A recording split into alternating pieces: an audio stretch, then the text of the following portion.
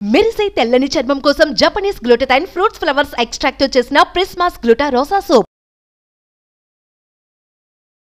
నమస్తే, welcome back to Suman TV. నేను మీ సంజయ్. ఈరోజు మనతో పాటు ఉన్నారు తోడు నీడ ఫౌండర్ రాజేశ్వరి అమ్మగారు. మ్యామ్తో మాట్లాడుకున్న విషయాలు తెలుసుకుందాం. నమస్తే అమ్మ. నమస్తే సంజయ్. అమ్మ, ఇప్పుడు వరకు శాడిస్ట్ భర్తలు చూసుకున్నాం, కానీ ఇప్పుడున్న జనరేషన్ లో చూసుకుంటే శాడిస్ట్ భార్యలు కూడా కనిపిస్తున్నారు. భర్తలను వేధించే భార్యలు కూడా కనిపిస్తున్నారు, చాలా మంది ఉన్నారు. అలాంటి వాళ్ళు ఉన్న కుటుంబంలో వాళ్ళతో సర్దుకుని పోవాలంటారా? అలాంటి వాళ్ళకి కూడా ఏమన్నా సొల్యూషన్ ఉందంటారా? అది డిపెండ్స్ అమ్మా. అంటే మనుషులు అందరూ ఒకేలా ఉండరు. కొంతమంది ధైర్యవంతులు ఉంటారు, కొంతమంది ఎదిరించే వాళ్ళు ఉంటారు, కొంతమంది నా కర్మ ఇంతే అని పడేవాళ్ళు ఉంటారు. ఆడవాళ్ళు ఎలాగో మగవాళ్ళలో కూడా అలా చాలా రకాలు ఉన్నారు.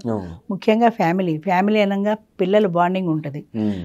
ఇప్పుడు ఆమెతో గొడవపడి విడిపోతే పిల్లల్ని నా దగ్గరికి రానియదు, నాతో మాట్లాడనియదు, పిల్లలు ఏమైపోతారు, ఈ రకమైన బాధ ఉన్నవాడికి తెగింపు ధైర్యం రాదు.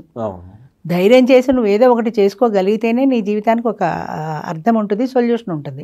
అలాంటి సందర్భాల్లో జనరల్గా కోర్టుకు వెళ్ళొచ్చు కదా. నీ శాడిస్ట్ భార్య నువ్వు నిరూపించగలిగితే నువ్వు కోర్టుకు వెళ్ళొచ్చు, డైవర్స్ తీసుకోవచ్చు. వయసు వచ్చిన పిల్లలైతే తండ్రే అదేంటి గార్డియన్ అవుతాడు, చిన్న పిల్లలైతే తల్లికి ఇస్తారు. ఇంచుమించు 10th క్లాస్ కాలేజీకి వస్తే అబ్బాయిని నీకే ఇస్తారు కదా. ఆ విషయం ఎందుకు ఆలోచించరు? అంటే లేదా వాళ్ళు పెళ్ళిడికి వచ్చేసారనుకో, పిల్లలకి పెళ్ళి అదేమో ఇలా భయపడేవాళ్ళు జీవితం అంతా భయపడతారు. జీవితం అంతా భయపడుతూనే ఉంటారు, భయపడుతూనే ఇలాగే ఒదిగి బతుకుతారు.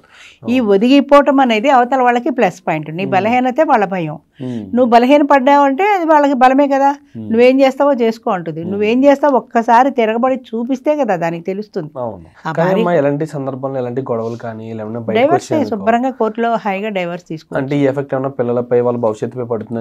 ఎంతమంది డైవర్స్ తీసుకోవట్లా ప్రపంచంలో? నిజంగా అది వాళ్ళ మీద పడుతుందా అంటే కళ్ళెదురుగుండా కనపడుతోంది వాళ్ళకి. శాడిస్ట్ భార్య, తల్లి శాడిస్టు, తండ్రి బాధపడుతున్నాడని తెలిసినప్పుడు వాళ్ళు ఎందుకు తండ్రికి వ్యతిరేకంగా అనుకుంటారు? చాలా సందర్భాల్లో చూస్తాను ఇలాంటిది. నేను ఇది స్టార్ట్ చేసిన కొత్తలో ఒక రిటైర్డ్ మెంబరు నన్ను అప్రోచ్ అయ్యాడు. ఆయన చెప్పేది ఏంటంటే ఆయన భార్య నానా రకాలుగా బాధ పెడుతోంది, ఆవిడే కొడుతుంది, ఆవిడే తిడుతుంది, అన్నీ భరిస్తున్నాడు. ఒకసారి ఎప్పుడో ఈయన మీద ఎదురెళ్ళి పోలీస్ కేసు కూడా పెట్టింది, నన్ను హ్యారేజ్ చేస్తున్నాడు. పోలీసులు ఈయన పిలిచి తీసుకెళ్లి జైల్లో పెట్టారు. అలాంటి భార్యని ఆయన వదిలేసి బయటకు వచ్చి, ఆయన సొంత ఇల్లు ఉంది, ఆ ఇల్లు ఆమెకి ఇచ్చేసి ఉండడానికి ఈయన బయటకు వచ్చి ఓల్డేజ్ హోమ్లో ఉంటున్నాడు. నీకేం కర్మయ్యా, సొంత ఇల్లు ఉండగా ఓల్డేజ్ హోమ్లో ఉంటున్నావు అంటే? పాపం ఆవిడకి ఎవ్వరూ లేదు కదండి, బయటకు వెళ్ళిపోతే ఏమైపోతుంది, ఎలా బ్రతుకుతుంది అనే నీ బలహీనత ఆవిడ బలం. హాయిగా ఆమె ఇంట్లో ఆమె ఉంటుంది. పైగా ఈయన నెల పెన్షన్లోంచి ఆమెకి డబ్బులు కూడా పంపిస్తాడు బతకడానికి. నువ్వు ఇన్ని ఫెసిలిటీస్ ఇచ్చిన తర్వాత ముసలి మగుడు నాకు ఉంటే లేకపోతే నేను హాయిగా బతుకుతాను అనుకుంటుంది కదా. ఆమె జీవితం ఎలా అనే భయం లేదు కదా. నువ్వు సెక్యూరిటీ ఇచ్చావు, ఫుడ్ ఇచ్చావు, షెల్టర్ ఇచ్చావు, చాలు 60 ఏళ్ళ జీవితంలో వెళ్ళిపోవడానికి. అలాంటి భయపడే వాళ్ళకి కొన్ని సంవత్సరాలు ఉన్నాడు ఆయన. అలాగా ఆయనకి రెండో పెళ్లి కావాలి, ఆమెకు డైవర్స్ ఇవ్వకుండా పెళ్లి లేదు, ఆమె డైవర్స్ ఇవ్వదు. మరి నువ్వు ధైర్యం చేసి ఎందుకు ప్రూవ్ చేయవు కోర్టులోనంటే? ఏమోనండి పాపం ఏమైపోతుంది అంటే నువ్వు తిరితే పడు, కొడితే పడు, పడాల్సిందే, జైలు పంపిస్తే వెళ్ళు. చేత మనిషికి ధైర్యం ఉండాలి. నేను చేసేది తప్ప రైటా అనే వివేకం ఉండాలి. ఆవిడ నిజంగా శాడిస్ట్ అయితే, భార్య అయినా భర్త అయినా ఎవరైనా కానీ నిజంగా శాడిస్ట్ అయితే నిన్ను మానసికంగా శారీరకంగా కానీ హింసిస్తుంటే ఒక రేంజ్ వరకు నువ్వు తట్టుకోగలుగుతావు. అది దాటిపోయిన తర్వాత నువ్వు తట్టుకోలేవు. ఇంకా ఆ రేంజ్ అనేది ఎలా అంటారు? సంథింగ్ ఇప్పుడు బయట చూసుకుంటే అది కూడా అంతే, మనుషుల్ని బట్టి ఉంటుంది. విడాకులు అనేది ప్రతిదానికి సమాధానం కాదు అంటారు. ఇలాంటి శాడిస్ట్ భర్తలు ఉన్నప్పుడు ఆమె వేదనలు, వేధింపులు, అవును, ఏ పరిమితి మీరితే ఇలాంటి యాక్షన్స్ తీసుకోవాలంటే? ఇప్పుడు అది కూడా మనుషుల్ని బట్టే ఉంటుంది. ఒక ఇంజెక్షన్ చేయించుకుంటే కొంతమంది తట్టుకోలేరమ్మో, నొప్పి అంటారు. కొంతమంది ఆపరేషన్ చేయించుకున్నా తట్టుకోగలుగుతారు. అంటే నీలో తట్టుకునే శక్తి ఎంతవరకు ఉంది. ఇది నేను తట్టుకోలేకపోతున్నాను అని మ్యాక్సిమం వచ్చేసింది, నేను భరించలేకపోతున్నాను అన్నప్పుడు బయటికి రావడమే. ఎంతమంది విడాకులు తీసుకోవట్లా? ప్రతిదానికి విడాకులే సమాధానం కాదు, అది నేను కూడా ఒప్పుకుంటా. కానీ విడాకుల స్థాయి వరకు నువ్వు వెళ్ళావంటే ఎంత బాధపడి వెళ్ళుంటావు అన్నది కూడా అర్థం చేసుకోవాలి కదా. విడాకులు లేకుండా సాధ్యమైనంత వరకు కలిసి జీవించడానికి అవకాశం చూసుకోవాలి. అది అవతల వ్యక్తితో నీకు సాధ్యం కానప్పుడు ఇక నీ దారి నువ్వు చూసుకోవాలి. అంతే. ఒకవేళ ఇలాంటి వేధింపులు గట్రా ఏమన్నా గురైతే పిల్లలపై ఎలాంటి ప్రభావం ఉంటుందంటారు? ఇంట్లో పిల్లల మీద ప్రభావం కొద్దో గొప్ప ఉంటుంది, లేదని నేను అన్నాను. కానీ అమ్మ ఇన్ని రకాల బాధలు పడుతోందన్నప్పుడు పిల్లలు పిల్లలు కూడా అమ్మకి సపోర్ట్గానే ఉంటారు కదా. అవును. అలాంటి శాడిస్ట్ బాధ నుంచి దూరం అయిపోయిందంటే పిల్లలు అయినా సరే కొట్టినా తిట్టినా పడని పిల్లలు కూడా అన్నారు. ఒక వయసు వస్తుంది కదా, పిల్లల్లో కూడా కొంత మెచ్యూరిటీ వస్తుంది. కళ్ళతో ఏది నిజం ఏది అబద్ధమో చూసి జడ్జి చేయగలిగిన కెపాసిటీ వాళ్ళకి వస్తుంది. పిల్లలు ఏమైపోతారు అంటే పిల్లల్ని దగ్గర పెంచుకో, పెద్దవాళ్ళు అయిన తర్వాత నీకే ఇస్తారు కదా కోర్టు. లేదా ఆమెను నువ్వు ప్రూవ్ చేయగలిగితే, ఆమె సైకాట్రిక్ పేషెంట్ కానీ లేదా శాడిస్ట్ కానీ ప్రూవ్ చేయగలిగితే నువ్వు పిల్లలు చిన్న పిల్లలైనా నీకే ఇస్తారు. అనారోగ్యంతో ఉన్న భార్య దగ్గర ఉండమని చెప్పరు కదా కోర్టు కూడా. దీనికి సొల్యూషన్ ఏం లేదంటారా? అంటే విడాకులు తప్పితే సంథింగ్ ఆమెను మార్చుకునే సొల్యూషన్? ఆమె మార్చుకోగలిగితే అసలు విడాకుల దాకా రాదు కదా.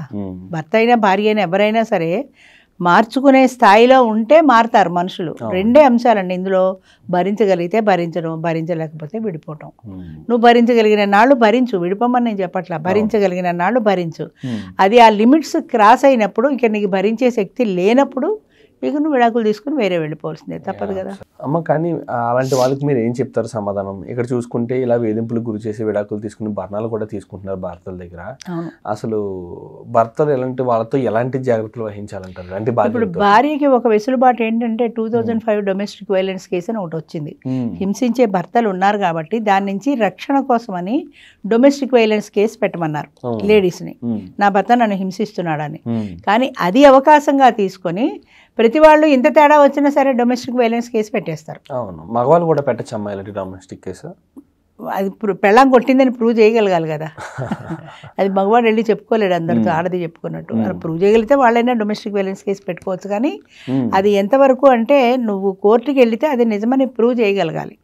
అది నిజంగా నిజం అవునా కాదనేది వాళ్ళ మనసాక్షికి వాళ్ళకి తెలుస్తుంది కదా. ఉండాలి కదా మరి, లేకుండా కోర్టు ఊరికే డొమెస్టిక్ వైలెన్స్ కేసు పెట్టేస్తే నమ్మరు కదా. అంచేత అది నిజమా అబద్ధమా అనేది తెలియాలి, దాన్ని నువ్వు ప్రూవ్ చేయగలగాలి. అప్పుడు అది డొమెస్టిక్ వైలెన్స్ కేసు అంటే అప్పుడు కోర్టు కూడా ఏమైనా చెప్పగలుగుతుంది. అయితే అన్ని సందర్భాల్లోనూ ఆడవాళ్ళు డొమెస్టిక్ వైలెన్స్ కేసు పెట్టడం కూడా అన్యాయం. ఇప్పుడు వరకట్నం కేసు ఉందనుకోండి, వరకట్నం కోసం హింసించాడు వాడు, అడిగినా అడగకపోయినా సరే అదనపు కట్నం తెమ్మన్నాడు. మొన్న అమ్మాయి ఎవరో చచ్చిపోయింది, డాక్టర్ ఎవరో సూసైడ్ చేసుకుని, అదనపు కట్నం తెమ్మన్నాడు. దీనికి ప్రూఫ్లు ఉండవు, నిజంగా తెమ్మన్నా ప్రూఫ్ ఉండదు, వాడు ఏం చెప్పినా 4 గోళ్ల మధ్యన ప్రూఫ్ ఉండదు. కానీ వాడు అదనపు కట్నం తెమ్మన్నాడు అనేది కేసులో వాళ్ళని ఇరికించడానికే కదా. నిజంగా అయితే ఓకే, తప్పదు. అది నిజంగా అదనపు కట్నం తెమ్మంటే చెప్పాల్సిందే. కానీ నిజమా అబద్ధమా అనేది ప్రూవ్ చేయగలగాలి కదా మనం. భర్తను వేధించే విషయాల్లో 4 గోళ్ల మధ్య వేధించే విషయం కన్నా ఇలాంటి కేసులు పెట్టి వేధించే సంఘటనలు ఎక్కువ ఉన్నాయి. అవును, ఎక్కువ ఉన్నాయి, చాలా ఎక్కువ ఉన్నాయి. వరకట్నం కోసం వేధించాడు అంటే ఒక కేసు వాడి మీద. ఈ మధ్య ఇప్పుడు ఇంకా పోలీసులు కూడా అంత తేలిగ్గా కేసులు పెట్టడలా. ఒకప్పుడు ఇది స్టార్ట్ చేసిన కొత్తల్లో ఈ జీవో ఎప్పుడైతే వచ్చిందో అప్పుడు ప్రతి ఆడది పెట్టేయడం, అత్త మామ వదిన ఆడబిడ్డ ఈ ముగ్గురిని తీసుకెళ్ళి ముందు జైల్లో పెట్టేస్తారు. తర్వాత నిజమో అబద్ధమో తర్వాత. అంచేత ఇలాంటి అన్యాయపు కేసులు పెడుతున్నారని తెలిసింది కాబట్టి వాళ్ళు కూడా అంత తేలిగ్గా కేసులు తీసుకోవటం, ఎఫ్ఐఆర్ ఫైల్ చేయటం లేదు. అది నిజమో అని అనిపిస్తేనే చేస్తారు. అలాగే 2005 కూడా అంతే, డొమెస్టిక్ వైలెన్స్ అని నా భర్త కొట్టేశాడు, అదే కోసేసుకుని నా భర్త నన్ను కోసేశాడు అంటే మరి దానికి ప్రూఫ్ ఎలా చెప్పగలుగుతారు? అది నిజమని నమ్మితే చేస్తారు, లేకపోతే లేదు. ఒక్కొక్క సందర్భంలో అది నిజమైనా కూడా వాళ్ళు నమ్మకపోవచ్చు. ఇలాంటి వేదన మాత్రం పరిమితి మించినప్పుడు మాత్రం ఖచ్చితంగా తప్పనిసరిగా 2005 యాక్ట్ ఒకటి ఉంది వాళ్ళకి సపోర్ట్ గా, అంటే విడాకులకి కంటే ముందు. ఇది లేదంటే ఇంకా విడాకులు. అబ్సల్యూట్లీ. థ్యాంక్ యూ అమ్మా, థ్యాంక్ యూ వెరీ మచ్. నమస్తే.